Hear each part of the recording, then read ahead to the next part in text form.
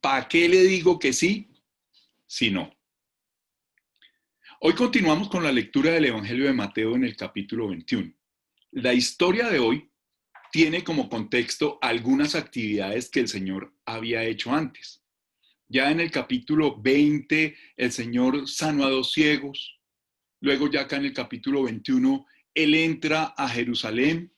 Luego de entrar a Jerusalén va al templo y lo purifica, saca a los vendedores, voltea las mesas de los cambistas, hace una actividad dentro del templo. Y luego de que sale del templo, va al campo o empieza a caminar, ve una higuera, la ve sin fruto y la maldice. Todas estas actividades o todas estas cosas hizo Jesús antes de que viniera la pregunta de los sacerdotes y los ancianos que vinieron a Jesús. Le preguntan, ¿con qué autoridad haces tú estas cosas? Es decir, ¿con qué autoridad has sanado a dos ciegos? ¿Con qué autoridad entra a Jerusalén y lo reciben con tremendo recibimiento? ¿Con qué autoridad entra él al templo si no era sumo sacerdote ni hacía parte de la casta sacerdotal y hace lo que hace? Saca a los vendedores, les da juguete, como lo revela uno de los evangelios, voltea las mesas, los saca y luego maldice la higuera para que no dé fruto. Entonces los sumos sacerdotes y los ancianos del pueblo de Israel, los gobernantes, le preguntan a Jesús entonces, ¿con qué autoridad hace esas cosas? Ese es el contexto. ¿Y qué hace Jesús? Jesús, para responder a esa pregunta, les cuenta tres historias. La primera es la de los dos hijos que son invitados a trabajar en la viña. La segunda historia que les cuenta es la de los labradores que van también a trabajar en la viña y son los labradores asesinos porque matan al hijo del dueño de la viña. Y la tercera historia que les cuenta para responder a esa pregunta es la de la fiesta, la de las bodas. Entonces, frente a una pregunta, él responde con tres historias. Quiero contarles que los textos antiguos, es decir, los textos antiguos en los que se escribieron los textos del Nuevo Testamento, tienen tres redacciones. La primera nos cuenta que el primer hijo se negó a ir, pero que después fue. Y que el segundo dijo que sí iba, pero no fue. Es decir, el primero hizo la voluntad del Padre. Cuando hablo de los textos antiguos, estoy hablando de los documentos que se han encontrado sobre los escritos más antiguos del Nuevo Testamento. A eso me refiero. No hay uno, hay muchos documentos, muchos papiros que fueron encontrados que contienen los textos del Nuevo Testamento y que con la datación del carbono 14 se trata de encontrar la fecha de ese pergamino que fue encontrado. Entonces, unos pergaminos hablan de esta historia como la hemos leído hoy en el Evangelio de Mateo. Otros textos encontrados dicen que el primer hijo se negó a ir, pero que después fue. Y que el segundo hijo consintió en ir, pero después no fue. Y esos textos, que son pocos, dicen que este segundo hijo fue el que hizo la voluntad del Padre. O sea, el que dijo que iba a ir, pero que no fue. Que ese fue el que hizo la voluntad del Padre. Y otro grupo de textos o de papiros dicen que el segundo hijo se negó a ir, pero que después cambió de idea. Es decir, que este segundo hijo hizo la voluntad del Padre. Las tres lecturas tienen sus defensores. La más difícil es la segunda, porque no tiene sentido que el segundo hijo haya dicho que iba a ir y no fue, y que ese fue el que hizo la voluntad del Padre.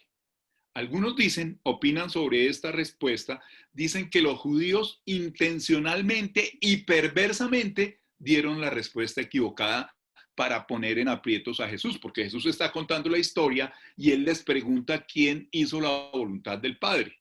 Obviamente, ellos aquí querían colocarle una cascarita al Señor. Esta historia que hemos leído en el día de hoy del padre que invita a sus dos hijos a trabajar en su viñedo ha sido clasificada como una parábola jurídica. Es decir, es un tipo de parábola que tiene una narrativa y que tiene un final jurídico, es decir, que libera o sentencia o condena. En este caso, hay varias en el Antiguo Testamento. Isaías 5, 1 al 7 es un ejemplo de este tipo de parábolas jurídicas. ¿Qué dice Isaías 5, 1 al 7? Bueno, pues es la parábola de la viña. Dice así, cantaré a mi amado, cantaré por mi amado el cantar de mi amado a su viña. Tenía mi amado una viña en una ladera fértil. La había cercado y despedregado y plantado de vides escogidas. Había edificado en medio de ella una torre y hecho también en ella un lagar. Y esperaba que diese uvas y dio uvas silvestres. Ahora pues, vecinos de Jerusalén y varones de Judá, juzguen ahora entre mí y mi viña. ¿Qué más se podía hacer a mi viña que yo no haya hecho en ella? ¿Cómo esperando yo que diese uvas, ha dado uvas silvestres? Les mostraré pues ahora lo que haré yo a mi viña. Le quitaré su vallado y será consumida. Aportillaré su cerca y será hollada. Haré que quede desierta. No será podada ni cavada y crecerán el cardo y los espinos. Y aún a las nubes mandaré que no derramen lluvia sobre ella. Esta historia, esta parábola acá en Isaías, es similar a la historia que Jesús cuenta. Jesús cuenta una historia y finalmente los actores de la historia terminan siendo condenados, así como en este caso con la viña que finalmente termina siendo consumida, que la cerca es caída y que es pisada y que queda estéril y desierta, que solo van a crecer los espinos y los cardos. Por lo tanto, Isaías 5, en este caso, el profeta anuncia un juicio levantando una autocondenación de los oyentes a través de esta figura de la viña.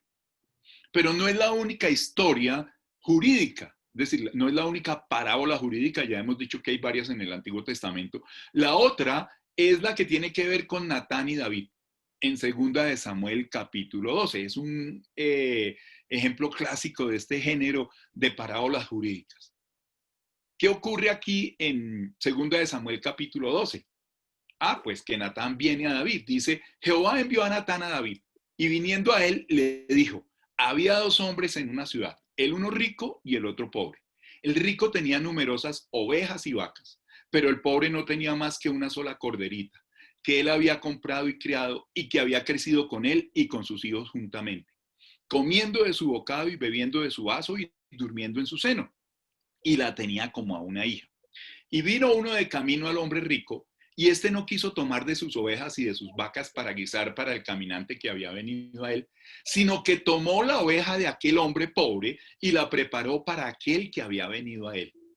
Entonces se encendió el furor de David en gran manera contra aquel hombre y dijo a Natán, vive Jehová, que el tal hizo es digno de muerte, y debe pagar la cordera con 4 tantos, porque hizo tal cosa y no tuvo misericordia. Excelente, gracias a Dios. ¿Bien? Cristian, cierra el micrófono, por favor.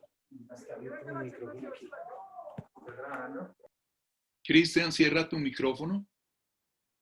Gracias. Continúo con la lectura.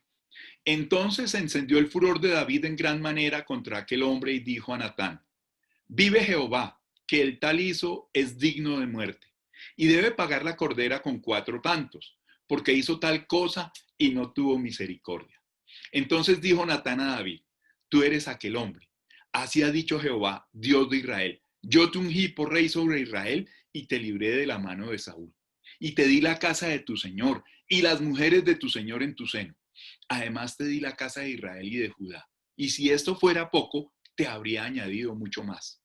¿Por qué pues tuviste en poco la palabra de Jehová, haciendo lo malo delante de sus ojos? A Urías Eteo hiriste a espada, y tomaste por mujer a su mujer, y a él lo mataste con la espada de los hijos de Amón. por lo cual ahora no se apartará jamás de tu casa la espada, por cuanto me menospreciaste y tomaste la mujer de Urías Eteo para que fuese tu mujer. Muy bien. Entonces, encontramos en estas dos historias, en estas dos parábolas también, denominadas parábolas jurídicas, donde los actores terminan siendo condenados. Igual que la parábola que cuenta hoy Jesús sobre los dos hijos que van a trabajar en la viña. ¿Qué podemos aprender de esta historia en el día de hoy? En primer lugar, los sumos sacerdotes y los ancianos de Israel le preguntan a Jesús, ¿con qué autoridad haces estas cosas? Claro, Jesús no pertenecía a la casta sacerdotal, no hacía parte del Sanedrín, es decir, de los ancianos, del grupo gobernante de los judíos. Entonces, estos le preguntan con qué autoridad. Obviamente estaban dándole a entender que se estaba entrometiendo en lo que a él no le correspondía, que estaba asumiendo unas funciones, unos roles y una autoridad que a él no le correspondía, que no le había sido delegada, que no le había sido dada. Y por eso Jesús responde con esta historia. Pero ¿qué podemos aprender en este primer momento frente a la pregunta que hacen los ancianos? Bueno, es que siempre tendremos personas o instituciones que nos van a pedir cuentas. Siempre vamos a tener jefes, supervisores, coordinadores, controladores, como lo quiera llamar, pero siempre vamos a tener personas dentro de las instituciones, en la familia, dentro de ciertos espacios que van a tener un rango de autoridad y nos van a pedir cuentas. Es decir, siempre vamos a tener evaluaciones, siempre vamos a rendir cuentas. ¿Y por qué se evalúa? Bueno, hay una frase muy clásica dentro de la administración. Lo que no se evalúa no es susceptible de mejorarse. Por eso se hacen evaluaciones, por eso se piden informes, por eso se evalúa, por eso se presentan cuentas. Muchos de nosotros nos imaginamos un mundo ideal, casi infantil, sin jefes, sin controles, sin supervisión. ¿A cuánto nos gustaría vivir de esa manera? No tener a quien rendirle cuentas, no tener quien nos controle o no tener quien nos supervise. Pero en este caso estamos aprendiendo eso. Siempre, hermanos, siempre vamos a tener personas a las cuales vamos a tener que rendirle cuentas. Nos guste o no nos guste, es una realidad de la vida. Como quiera que sea, eso es muy importante. Lo más irónico en esta situación es que así como existen personas que les gusta hacer bromas a los demás, pero que a ellos no les gustan que les hagan bromas, supongo que conocen personas de esa manera, se burlan de todo el mundo, le ponen apodos a los demás, les hacen bromas pesadas, pero el día que les hacen a ellos algo de eso, mejor dicho, se acabó el mundo, la hecatombe. Pues de esa manera, así existen personas e instituciones que hacen evaluaciones a sus empleados y subordinados, pero a ellos no los evalúa nadie.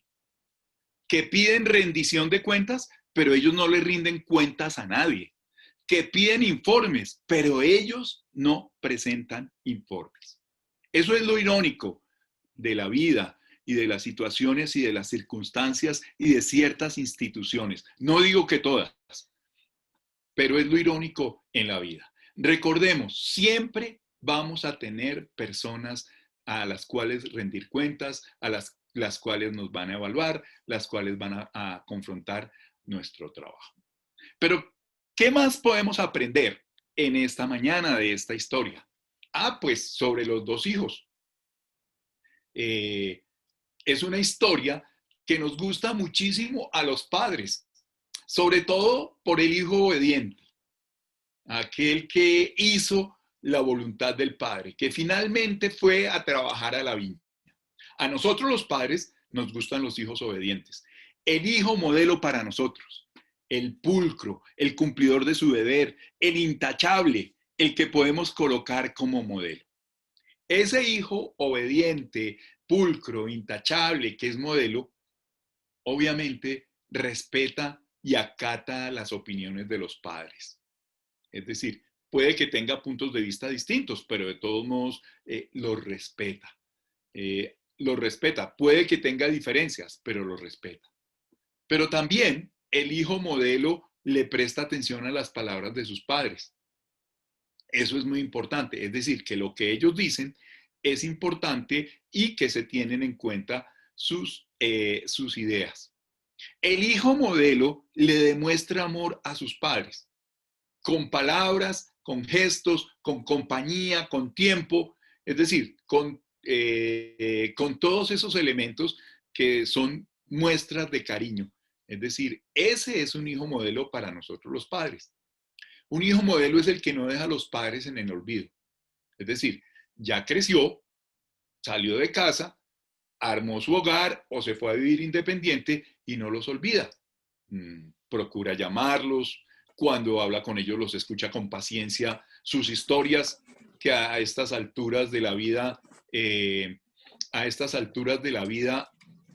¿hay alguien con el micrófono abierto? Por favor, ciérrenlo. Gracias. Por favor, cierren el micrófono. Gracias. Voy a pedirles a los de control de sonido, por favor, que quienes abran los micrófonos estén prestos a cerrarlos, quienes estén controlando el sonido para evitar este tipo de inconvenientes y poderle dar marcha al sermón sin interrupciones. Y a los hermanos, pues, gracias por tenerlo en cuenta.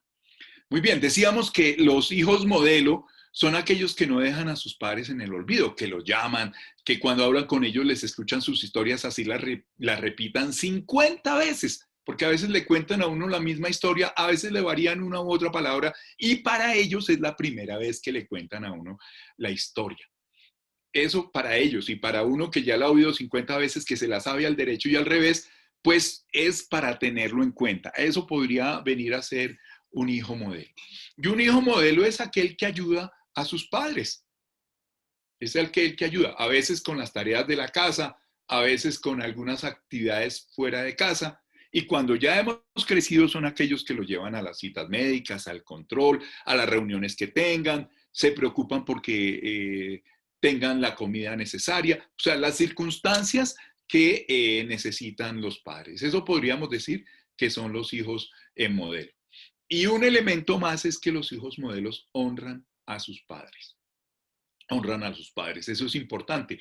Dice que honremos a nuestros padres, que es el primer mandamiento con promesa.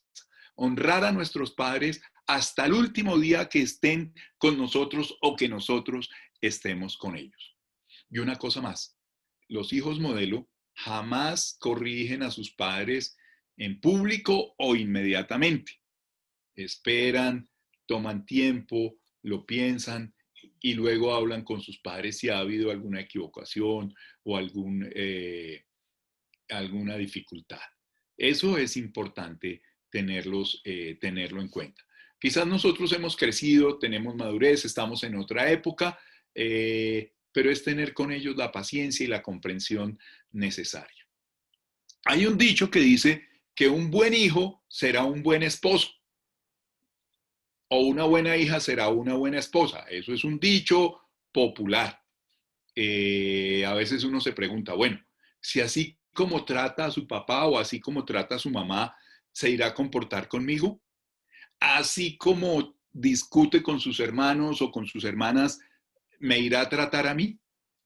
Esos son interrogantes, preguntas que nos llegan a nuestra mente cuando vemos cómo se comporta nuestra pareja con su familia.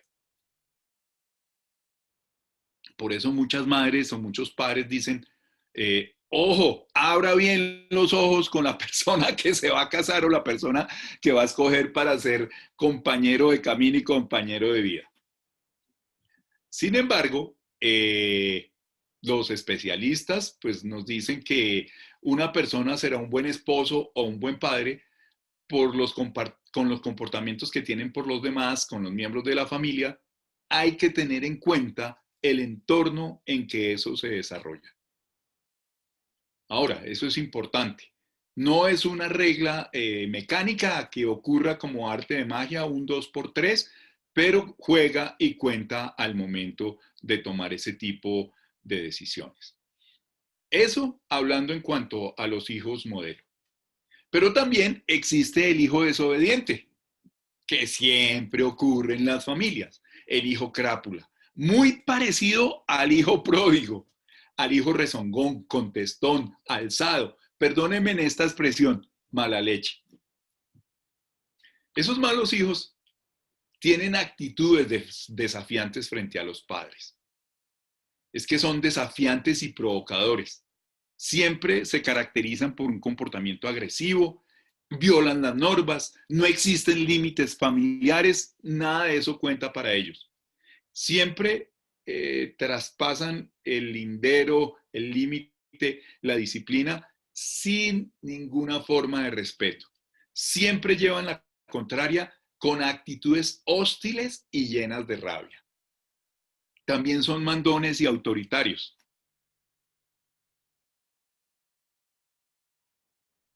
Y por ser mandones y autoritarios son intransigentes.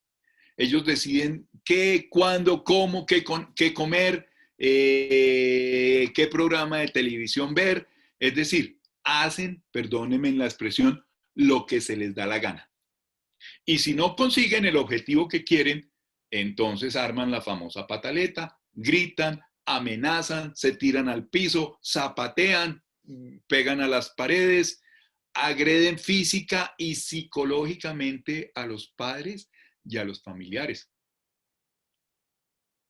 Son caprichosos también, son impulsivos y sus deseos son el fruto del capricho momentáneo. Tienen baja tolerancia a la frustración y reaccionan de manera hostil en cualquier momento.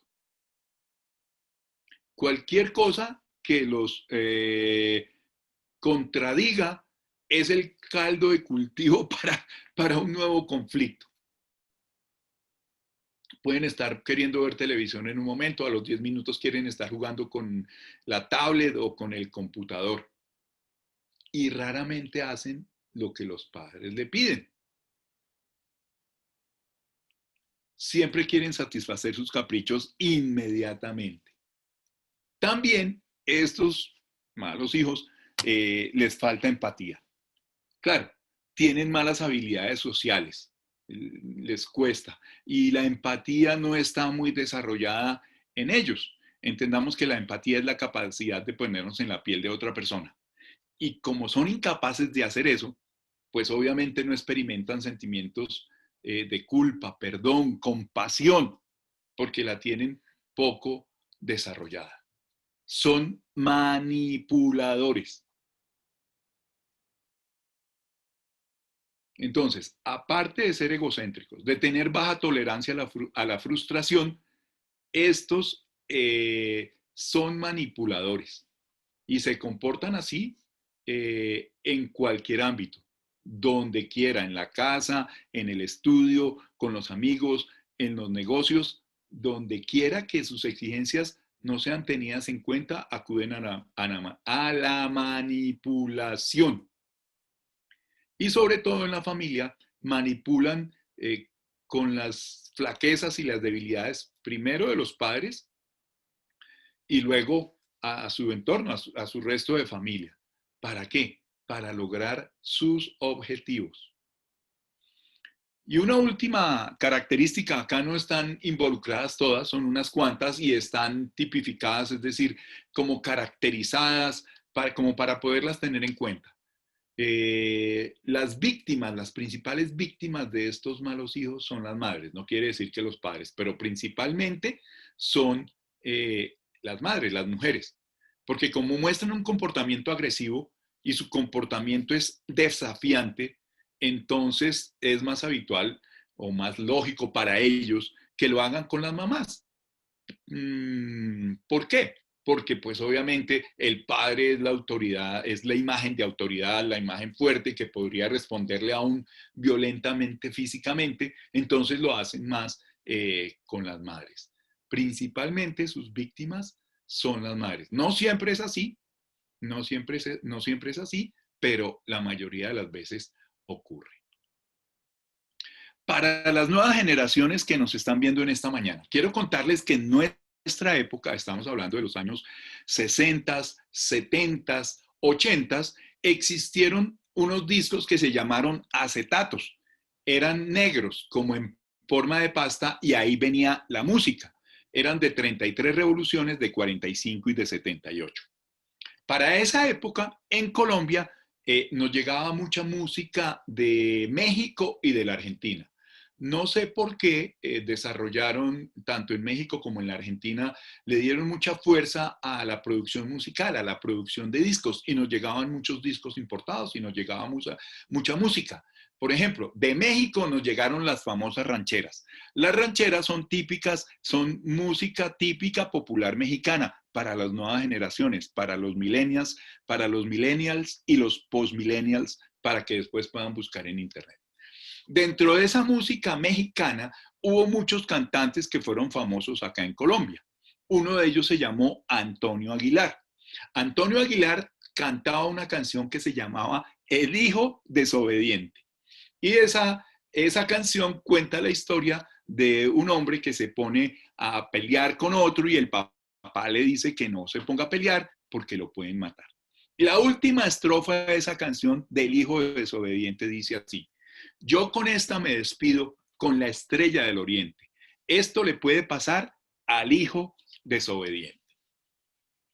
Pero también déjenme señalar una música más cercana, no de los 70s y los 80s, de pronto un poco antes, esta música mexicana. Déjenme indicar otra canción. El título es Más de lo que te imaginas. El grupo se llama Desacados, fue un grupo argentino de música pop. Entonces, en esta canción, en Más de lo que te imaginas, es la historia de una pareja, de unos novios. Entonces, la novia se va para París. Él se queda y le canta, y en la canción ellos dos hablan. Es como una llamada telefónica. Entonces, mire cómo dice la letra. Él le dice: hola, ¿cómo estás? Espero no del todo mal. Aún no recibo la postal que prometiste el día en que te fuiste.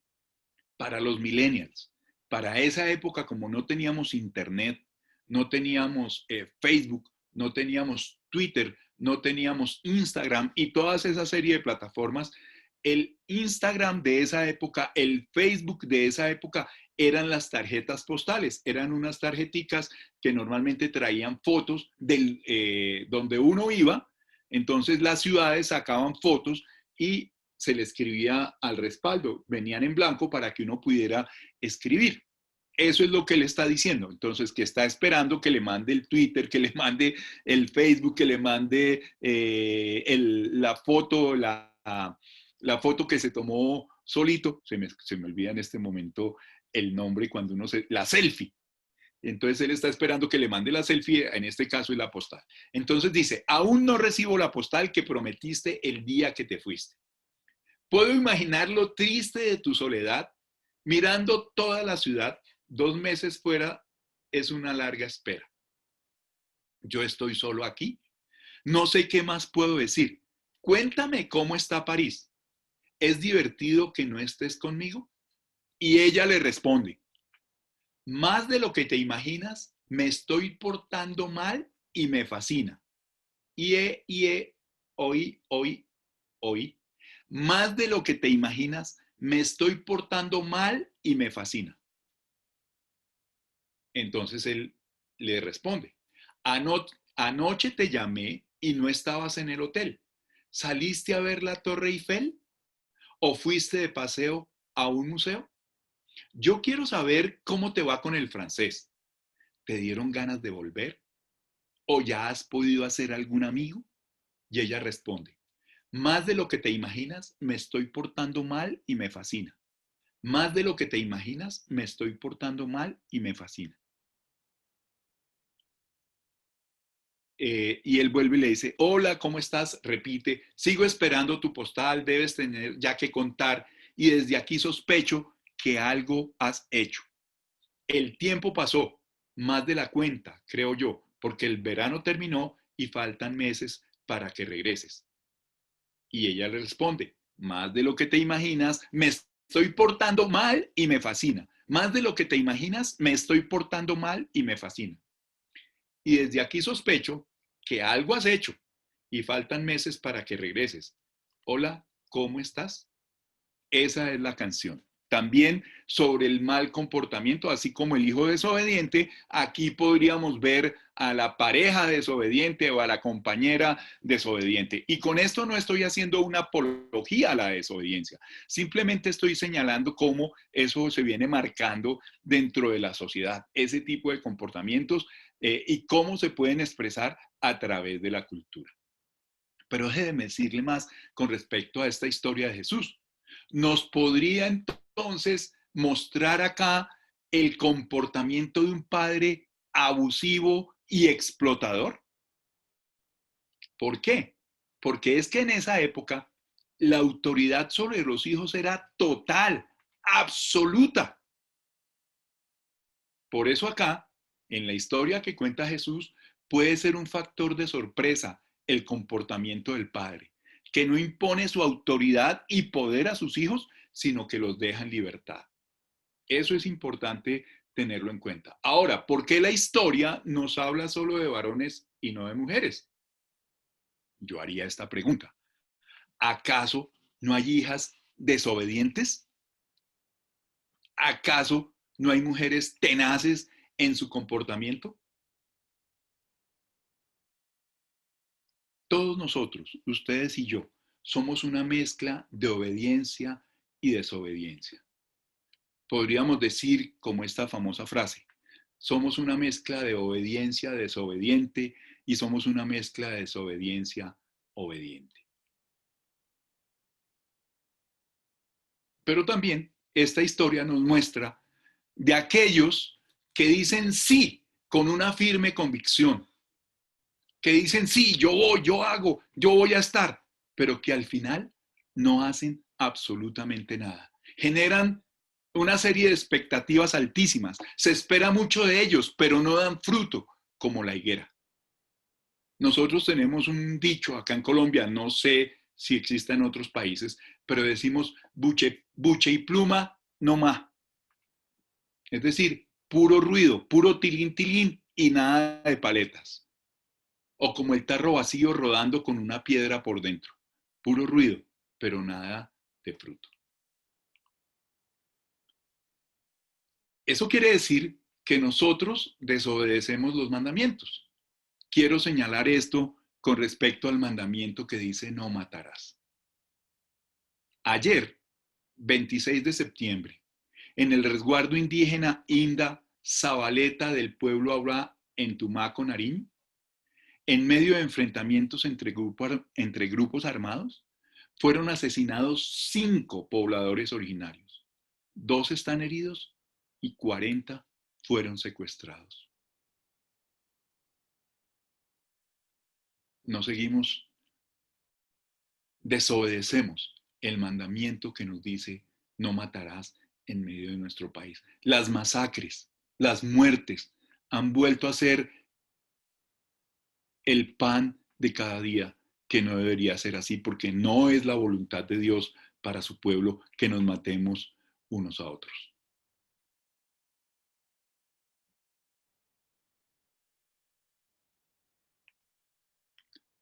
Muy bien. También nos enseña la historia que estos dos hombres, estos dos jóvenes, el uno que dijo que no y después sí, fue y hizo, el otro que dijo que sí y después no hizo, la historia cuenta algo más. Jesús dice, entonces, después de que les cuenta eso, les dice que los cobradores de impuestos y las prostitutas, las rameras, perdónenme la expresión que voy a decir acá, pero es la que dice en griego, las putas, porneia, dice que irán delante de nosotros. ¿Por qué? Porque ellos creyeron a Juan el Bautista. El único lugar o la otra mención donde se mencionan a las prostitutas, a las rameras en los evangelios, es cuando el hijo mayor acusa al hijo pródigo y le dice al papá que él cogió la herencia y fue y la gastó con las prostitutas. Lucas 15:30. Pero cuando vino este tu hijo, que ha consumido tus bienes con rameras, has hecho matar para él el becerro gordo. Es los dos únicos lugares en los evangelios que se menciona este término. Y eso colocado de una manera suave. Ahora, en una época la palabra ramera era igual de fuerte a la palabra puta, solo que para nosotros tiene más significado de grosería esta última que las dos anteriores. Las tres significan exactamente lo mismo. Levítico 19:29 dice, no contaminarás a tu hija haciéndola fornicar para que no se prostituya la tierra y se llene de maldad. Hay una serie de leyes con respecto a la prostitución en el Antiguo Testamento. Deuteronomio 23:17, no haya ramera de entre las hijas de Israel. Y en el libro de los Proverbios, el capítulo 2 dice, serás librado de la mujer extraña, de la ajena que halaga con sus palabras, la cual abandona al compañero de su juventud y se olvida del pacto de su Dios, por lo cual su casa está inclinada a la muerte y sus veredas hacia los muertos. Todos los que a ella se alleguen no volverán, ni seguirán otra vez los senderos de la vida. Así andarás por el camino de los buenos y seguirás las veredas de los justos. Eso dice el libro de los Proverbios. Y Proverbios 29:3 dice, el hombre que frecuenta rameras perderá los bienes.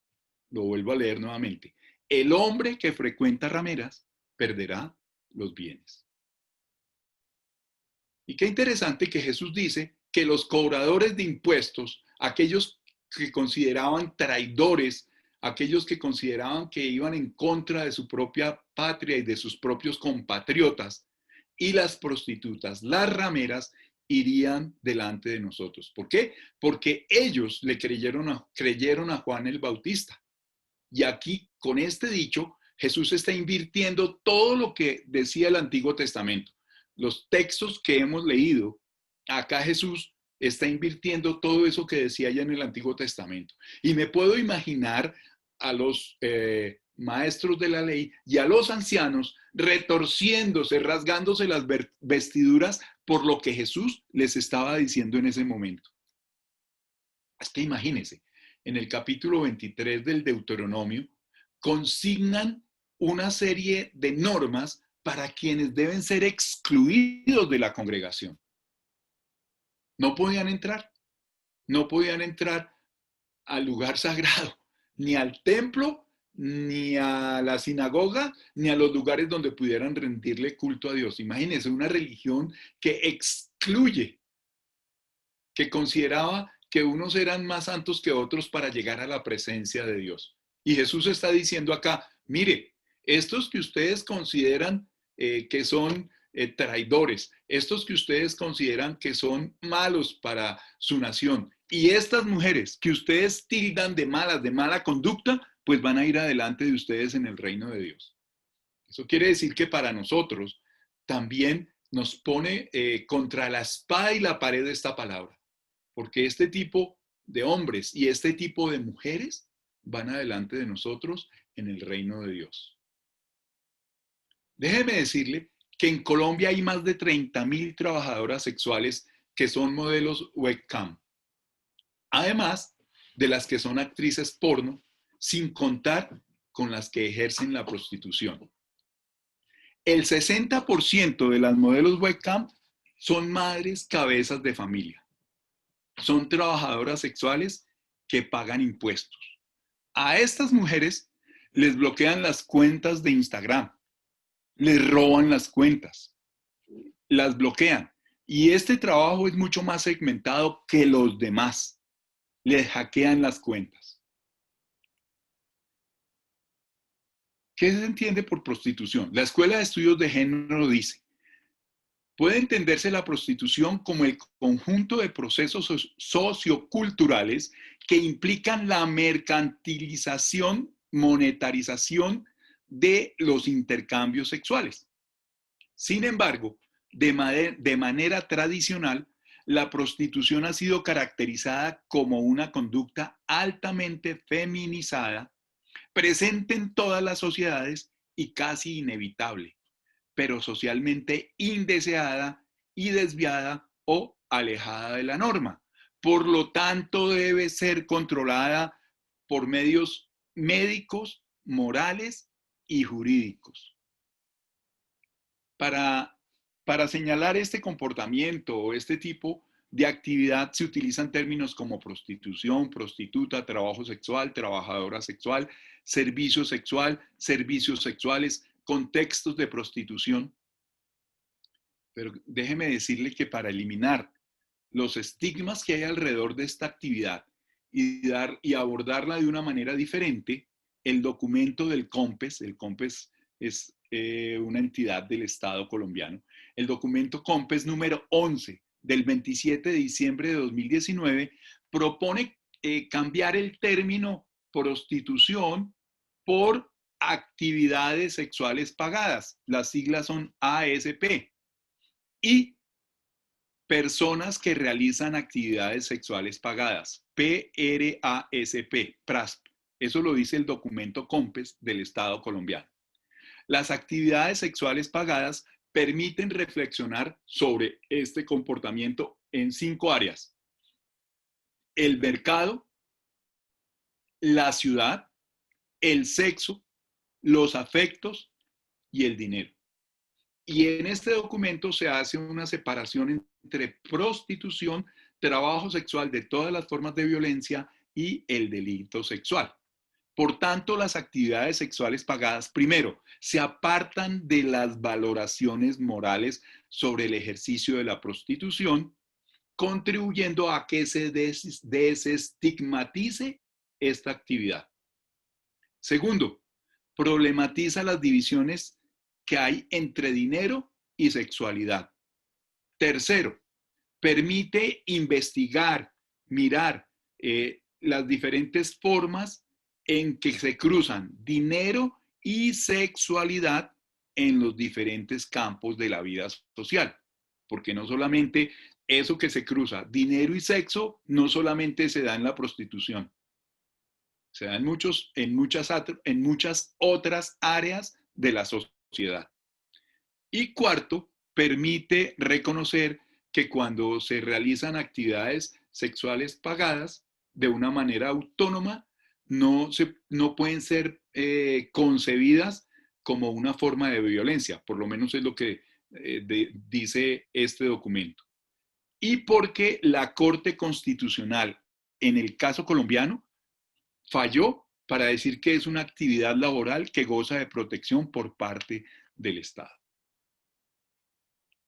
Con esto, no me entiendan que estoy haciendo una defensa o una apología a este tema. Solamente que quiero poner el tema sobre la mesa. Quien puso el tema fue Jesús, frente a los maestros, a los rectos, a los que actuaban bien, y les pone el tema. Este tema se los pone de cara, de frente, sobre la mesa. Les habla de las prostitutas. Aquí en Colombia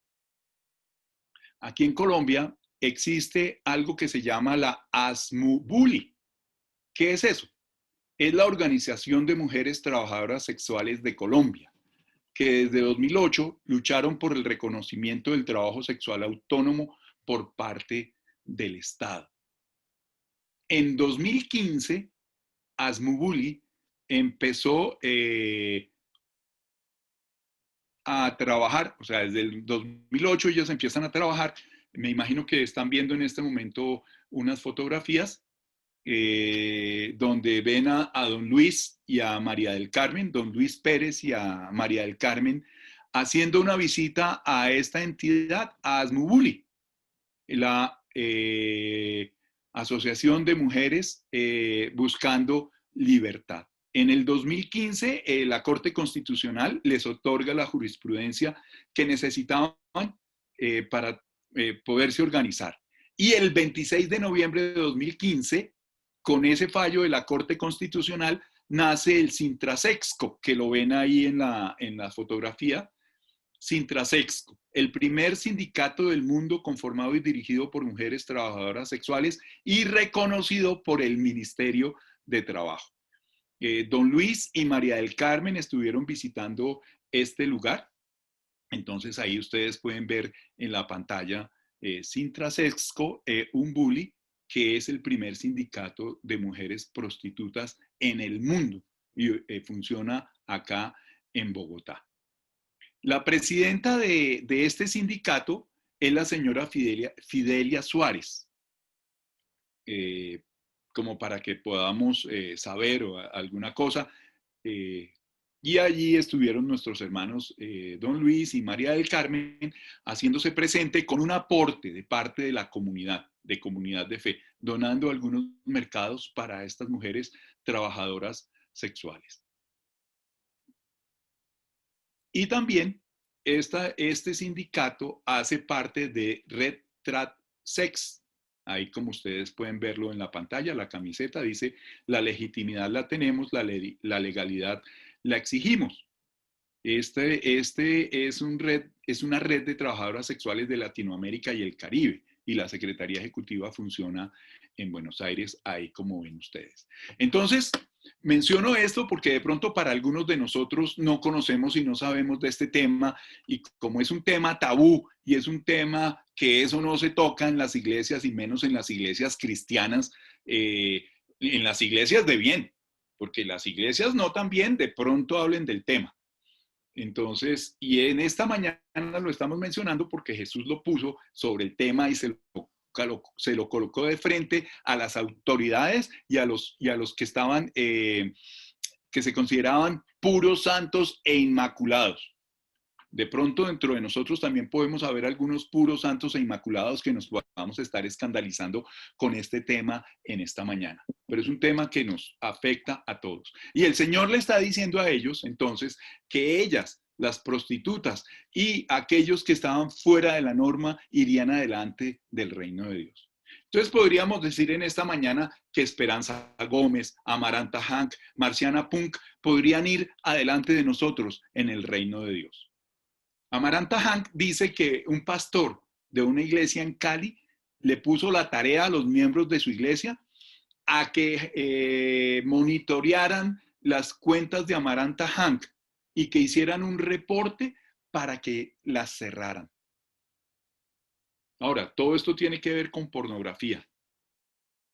Una diputada en Bucaramanga, Ángela Hernández, evangélica, también hizo un debate con Amaranta Hank sobre este tema. Y claro, este es un grupo bastante segmentado. Estoy hablando de las que venden pornografía. Los vecinos las ofenden, las irrespetan, las critican, las miran feo, las juzgan y consideran que ese es un trabajo por allá de quién sabe dónde. Pero la realidad es esta. Por ignorar el tema, si nosotros ignoramos el tema, ellas no van a dejar de existir y van a seguir ahí por más tiempo. Ellas consideran que esa es una industria en condiciones diferentes. Entonces, tenemos que tener en cuenta todos estos elementos para, como iglesia, saber que esto existe, que es una realidad y que nosotros no podemos darles ni la espalda, ni juzgarlas, ni tacharlas con el dedo y enjuiciarlas. No, todo lo contrario. Esta es una realidad que existe y como decía Sor Juana de la Cruz, ¿quién peca más? ¿El que peca por la paga o el que paga por pecar? Es decir, ¿quién peca más? ¿La que es prostituta o el que hace uso de la prostituta o de los prostitutos? Porque hay prostitución masculina y femenina. Entonces, el Señor le dice a aquellos limpios, puros e inmaculados que las prostitutas y los publicanos van a entrar en el reino de Dios, que van delante de ellos. ¿Por qué? Porque le creyeron a Juan el Bautista.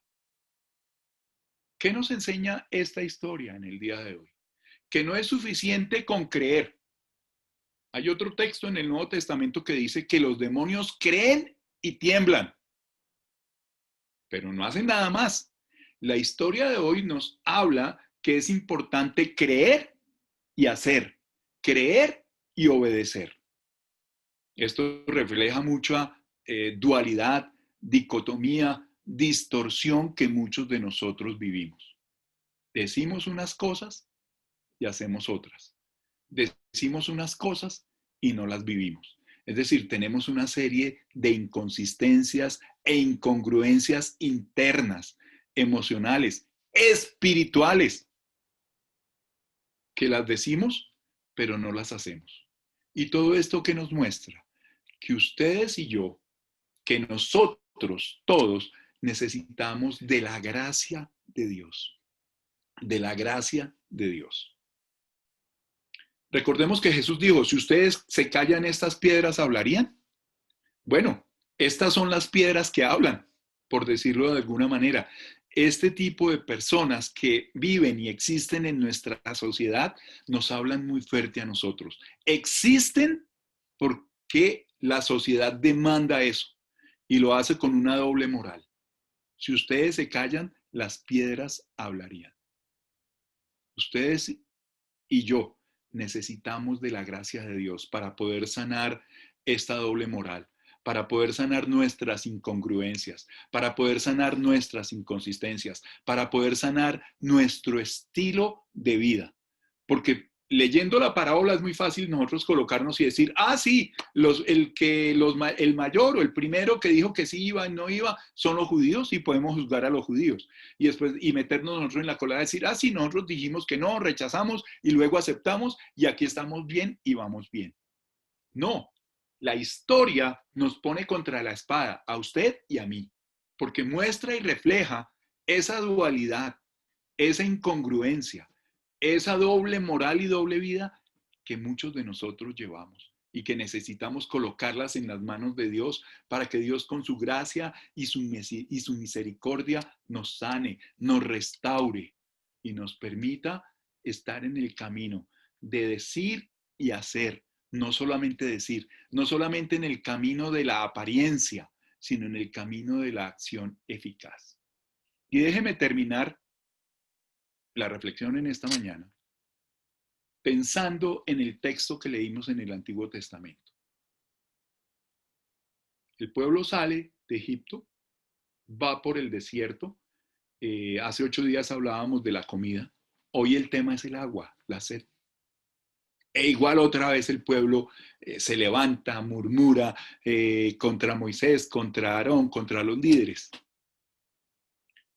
Lo interesante hoy es que mire de dónde sale agua. De una roca, de una piedra, de donde se espera que no salga. Nosotros no esperábamos hoy que el Señor nos dijera quiénes van adelante de nosotros. No nosotros los que nos creemos los justos, los rectos, los intachables, los puros, pero a veces por dentro con una cantidad de cosas feas, malas, que nos dañan a nosotros y dañan a los que viven a nuestro alrededor. En primer lugar a nuestra familia, a nuestros hijos, y luego a nuestros vecinos y a la sociedad. Pero mire de dónde sale el agua, de una roca, de lo que se esperaba que no diera nada. Estas mujeres, de las que se esperaba que fueran condenadas y que el Señor las pone de primero, las pone de ejemplo y de modelo. No para que vayamos a hacer lo mismo, ni usted ni yo, porque no van a después a estar diciendo, el reverendo está promoviendo que vayamos a las prostitutas o a los prostitutos, porque eso lo dijo en el sermón de hoy. No, señores y no, señoras. No. Es porque el Señor nos tiene misericordia y con su gracia nos sana, nos cura, nos permite seguir hacia adelante. No para juzgar a los otros que podríamos creer que están supremamente mal y nosotros supremamente bien. Y sale agua de la roca, de donde esperábamos que no saliera, de donde se espera que no salga absolutamente nada. Y Dios, en su gracia, en su misericordia y en su bondad, nos acoge y nos da agua de la roca para saciar nuestra sed, para sanarnos, para curarnos. No sé si alguno de los que me ve o me oye en este momento es consumidor de pornografía, consumidor oculto de pornografía. No sé si alguno de los que me oyen o de los que me van a oír, y me refiero no solamente a hombres, sino a mujeres también. Que el Señor, con su gracia, nos sane y nos cure. Que Dios los bendiga.